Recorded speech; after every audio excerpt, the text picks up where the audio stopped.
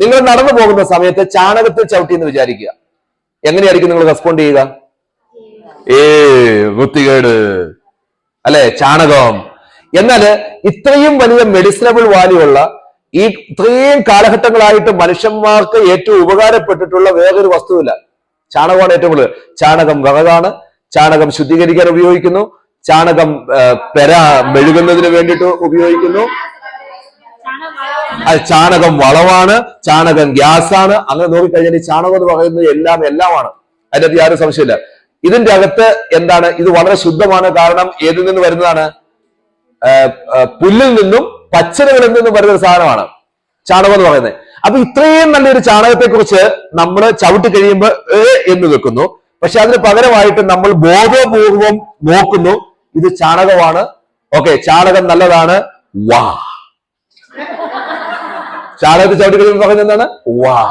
Okay, ഈ shoe ഏതായാലും വൃത്തികേടായി, ഈ ചെരുപ്പ് ഏതായാലും വൃത്തികേടായി, അപ്പത്ത് പോവുക, കഴുക ഇടുക, അത്രേ ഉള്ളൂ.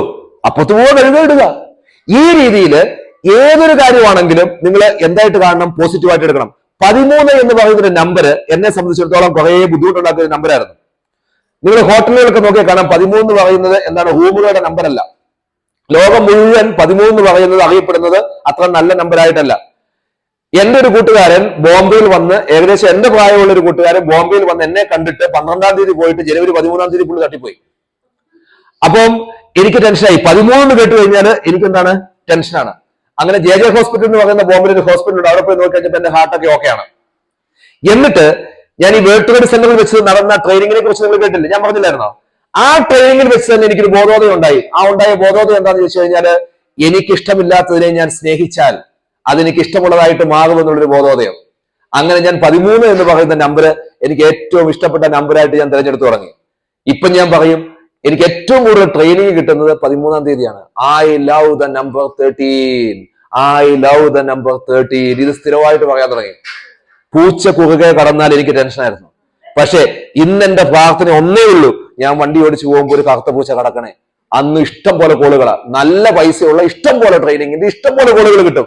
ഇതെന്റെ ഒരു എന്താണ്, 2 ലക്കി എന്താ പറയുന്നത്, ഒമൻസ് എന്നൊക്കെ പറയല്ലേ, അങ്ങനെ 2 കാര്യങ്ങളായിട്ട് മാറി. ഏത്? ഈ 13ഉം അതോടൊപ്പം തന്നെ പൂച്ച, കറുത്ത പൂച്ച കുറുകെ കിടക്കുന്നു. ഇതൊക്കെ നമ്മൾ തീരുമാനിക്കുന്നത് പോലെയാണ്, അപ്പോൾ ഒറ്റ കേസ്.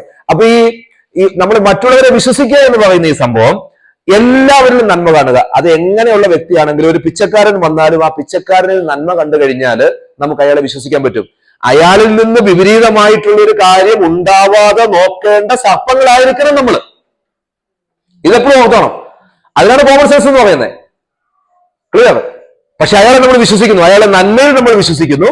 എന്നിട്ട് അയാളിൽ നിന്ന് പണി വരാതിരിക്കാൻ വേണ്ടിയിട്ട് നമ്മൾ എന്ത് ചെയ്യുന്നു? കോമൺ സെൻസോട് കൂടി കാര്യങ്ങൾ ചെയ്യുന്നു. ഉദാഹരണം പറഞ്ഞാൽ, എന്റെ വീടിന്റെ മുറ്റത്തൊരു ലോറി വന്നു. അത് കിടക്ക വിൽക്കുന്നതിന് വേണ്ടിയിട്ടുള്ള ലോറിയാണ്. അയാള് എന്റെ വൈഫ് അവിടെ നിൽക്കുന്നത് കണ്ടപ്പം ഒരു ബോട്ടിലുമായിട്ട് വന്ന് വെള്ളം വേണമെന്ന് പറഞ്ഞു. ഞാൻ പറഞ്ഞു, ചേട്ടാ ടാപ്പിൽ നിന്ന് പിടിച്ചോളാൻ പറഞ്ഞു. ക്ലിയർ? എന്താ എന്റെ കണ്ണു പോയത്? എന്താണ്? വേറൊരു രീതിക്കാ പറഞ്ഞത്. അയാൾക്ക് യാതൊരു ആവശ്യമില്ല അവിടെ വേണ്ട, തൊട്ടപ്പുറത്ത് വീട്ടിലെന്നുണ്ട്, വെള്ളമുണ്ട്. ഇങ്ങനെ ഒരു ബോധം നമുക്കുണ്ടാവണം. അതായത് സർപ്പങ്ങളെ പോലെയുള്ള ഒരു വിവേചനം നമുക്ക് ഉണ്ടാവണം. ആ ഒരു ബുദ്ധി നമുക്കുണ്ടാവണം. ആ ബുദ്ധി പ്ലസ് മറ്റുള്ളവരുടെ നന്മയിൽ വിശ്വസിക്കുന്ന അവസ്ഥ.